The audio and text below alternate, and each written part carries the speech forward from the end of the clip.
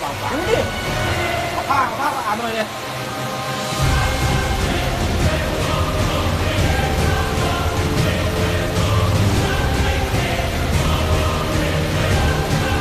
มาสำลักน้ำแล้วมาเร็ว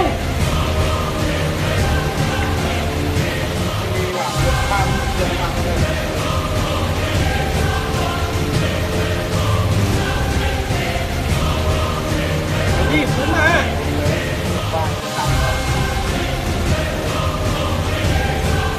อุ้ยเอาแล้วได้แล้วหน่อยนึงเร็วลูกยิงให้หน่อยลูกเร็วสู้หน่อยสู้หน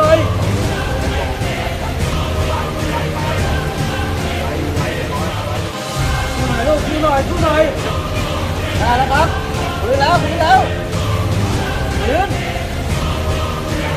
นาวอยู่ฟื้นยังหายใจแล้วน้ำอยู่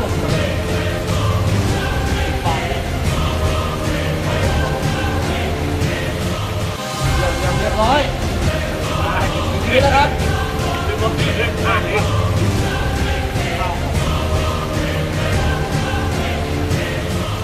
พี่ลืมตาแล้วนะฝ้ายลืมตาแล้วนะ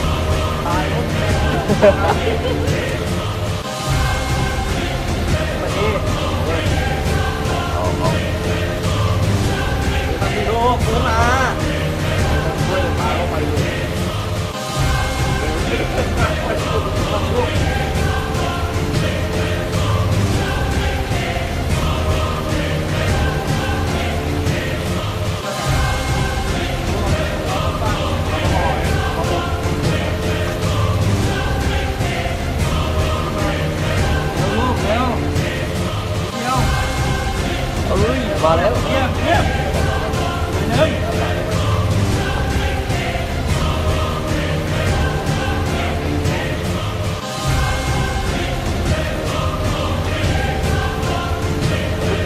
แล้วอ่ะ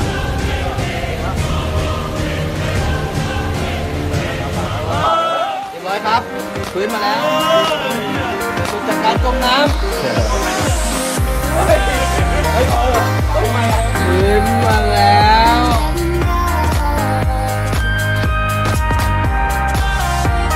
Today we're going to talk about how to give a newborn puppy CPR. So first of all, if they have really gone into complete cardiac collapse where the heart is stopped, the success rate of CPR is very, very slim.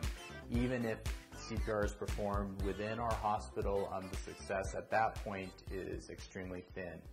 Thankfully, most of the time when we have a puppy that comes out with not breathing and not a lot of energy and fairly lifeless, it's usually that their heart's still working fine, but they're not breathing, they're not able to breathe because of the mucus in them. So what we can do on that is utilize like a bulb syringe to go ahead and aspirate some of the mucus out of the back of their throat. You can certainly try to do some with your finger, but it's hard to get aspiration back out. So depressing the bulb syringe, sticking it in the back of their throat, sucking the mucus up into the syringe, and then removing that from the puppy and repeating that multiple times. In addition to that, lots of vigorous rubbing onto them stimulates activity. If you ever observe the mother and what they do with a newborn puppy and how rough they can be with that, don't be scared of being too rough with them. Do a lot of vigorous rubbing. We do not recommend shaking them, but we do recommend lots of vigorous rubbing onto that. You can certainly try to do some breathing into their mouth. My success in that has been very poor, but it is certainly something you can try. Holding their mouth closed, breathing through their nose can try to help bring some in there. Thankfully, most of the time, between the bulb syringe and lots of vigorous rubbing, they will come to life and not have any permanent damage that way. Another critical thing is, especially as time goes on, is make sure you keep them warm. We want to keep them in that 95 to 100 degree temperature. So providing them a hot water bottle, providing them a heat lamp, wrapping them up in a towel, all can help provide warmth for them. So the important things are clearing their airway out, lots of vigorous stimulation, and warmth. My name is Dr. Peter Brown, and today we talked about how to give CPR to dogs.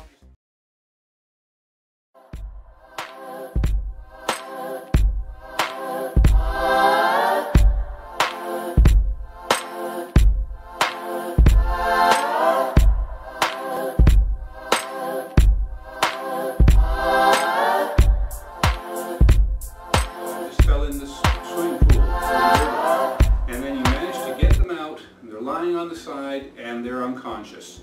You wonder, is the heart beating? Are they breathing? This is when you need to know how to do CPR.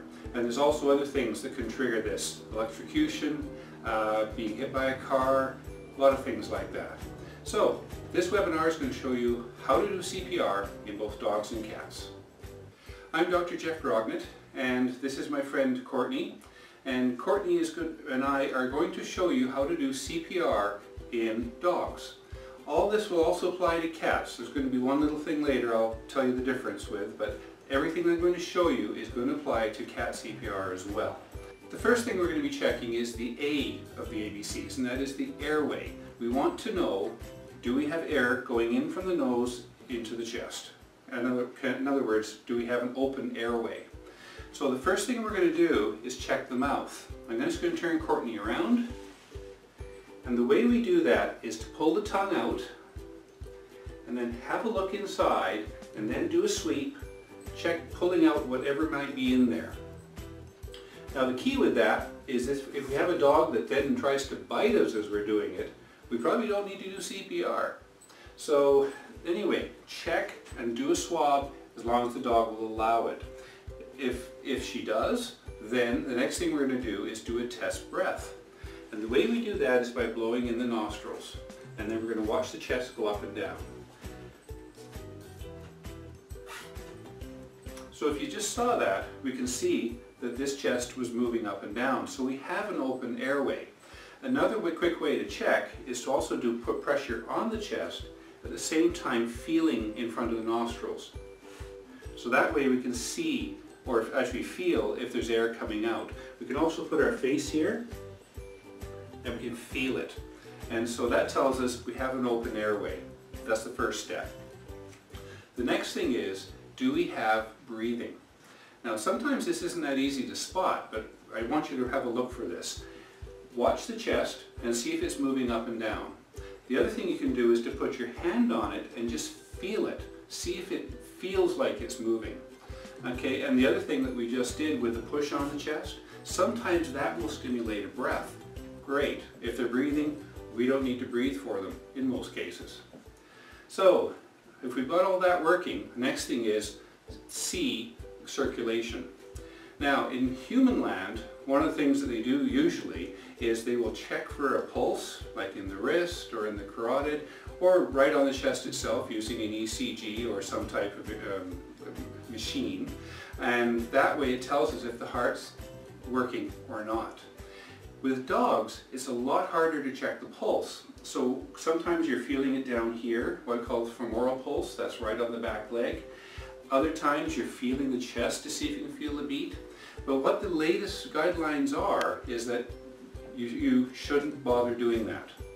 If the dog, it looks like it needs to have what we call thoracic compressions done, and that is pushing down to get the heart pumping, we don't want to waste time trying to check a pulse. We go straight to working on the heart, doing the compressions. Okay, so anyway, let's move on to that, because that's going to be our next thing. We check the airway, it's open, the breathing is not happening. We've got enough reason then to move right in doing compressions. There's two ways to do compressions in dogs. One is putting pressure right over the heart, and the other one is putting pressure at what we call the greatest width of the chest, which is just up from there. There's the heart, and here's the other place. Now, the difference between the two is based on anatomy of the dog, but the majority of dogs, you're going to do it at the point of the highest width or the largest width of the chest. And the way you're going to do it is just like you do it in people, and that is you'd have two hands on the chest and you'd be pushing down. Now when you're pushing down, the first thing you have to determine is what rate do you use. The rate is about 120 per minute. And this is just like it is in people, and that is the song, the Bee Gees hit, which was Staying Alive. You're going to start just doing that to that beat. Now, any dogs and any cats, both of them are done at the same rate. We used to do smaller animals at a faster rate, but now we know that that was too fast. It didn't allow time for the chest to refill, to rebound. So we wanted to use a rate of 120. And so we're going to put our hands together right over the point of the highest, the thickest diameter of the chest, and we're going to push down about half to a third of the width of the chest. So it's a considerable amount. And that's how we're going to do it. We're going to keep our arms locked, we're going to keep our arms straight. We're not going to be doing it like this. We're going to actually keep it locked and use our core strength, our back, to get things moving. And that way you'll be able to keep things going.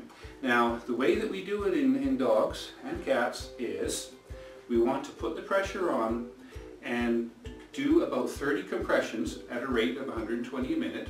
So you're going to be doing 1, 2, 3, 4, 5, 6, keep going, 28, 29, 30, and then you take a break, you go to the nose, and you give 2 quick breaths, both of them within or lasting about a second. So you're going to do this, like so, and then you go back to the chest. Okay?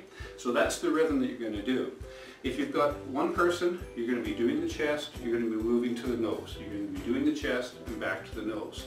If you've got 2 people, then one person can do 30 compressions, the other person can do 2 breaths, and the same person goes back to doing the compressions again. The key is, try to trade off. You shouldn't be doing the compressions for more than about 2 minutes at a time, or else you will get fatigued. And what happens is that when you're doing this and you're getting a little bit tired, you're going to push down, but you're not going to get off the chest completely. And so because of that, there's going to be a little bit of residual pressure, and that's going to make the chest not fill or rebound as well as it should. So you want to stay fresh doing this. So I would do 2 minutes with someone else blowing, then we'd rotate while I give the breaths and they do the compressions. Okay? Now, I'm going to show you how to do this properly in one moment, but we talked about cats and also little tiny dogs when they're just very small, and that is, I'm talking the ones that are under 10 pounds or so. What you can do, rather than doing the compressions like that, and you can do them that way, but what you find is you can just usually put your hand right around the chest and then use your hands to do the chest compressions. It's a little bit easier, and you put your hand behind the back and the other one around the chest and just do the compressions that way. And then do the same thing, 30, and then do the things on the nose. So that's the way you can do it. What you want to do is to get your dog and get it in position so you know how to do it. Don't start pounding on the chest. I don't want you doing that. But what I want you to do is sort of just go through the mechanics of it. And that is, if you get your dog lying in front of you, then you can sort of say, okay, I'd be doing this, and then I would give a breath, then I would do it again. And that way you can just see how it gets done. And hopefully you'll never have to use it. That's what we hope in human side, and that is, a lot of us learn CPR, and we hope we never have to use it. But when it comes critical, we know how to do it. So let's move down. I'm going to move our little Courtney down to the floor so you can just see how we do it in a larger dog. So I've got Courtney on the floor, and this is how we're going to be normally doing CPR in a dog. They're going to be pushed up against our knees, and that way not moving backwards on us.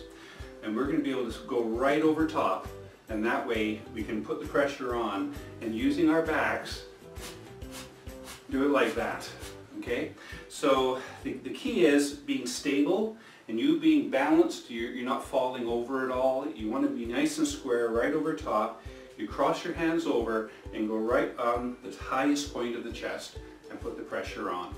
If you've got a dog that's a sight hound, as in they have a very narrow chest, we are going to do what we call cardiac compressions and go directly over the heart. But that's another technique entirely. So I'll show you the most common one, and that is we're going to start doing compressions right here on the highest point. And so we're going to start going 1, 2, 3, 4, 5, 6, 7, 8, 9, 10, 11, 12, 13, 14, 15, 16, 17, 18, 19, 20, 21, 22, 23, 24, 25, 26, 27, 28, 29, 30, and then immediately we go to the nose and do 2 breaths. And then go right back to it. So that's the technique. And are you going to damage ribs? It's possible, but the chances are quite low, except if you've got a very old dog with we call them crispy ribs, and they're very calcified. In most dogs and cats, especially cats, you're not going to break a rib unless you're really very forceful. So anyway, that's how we do it, and hopefully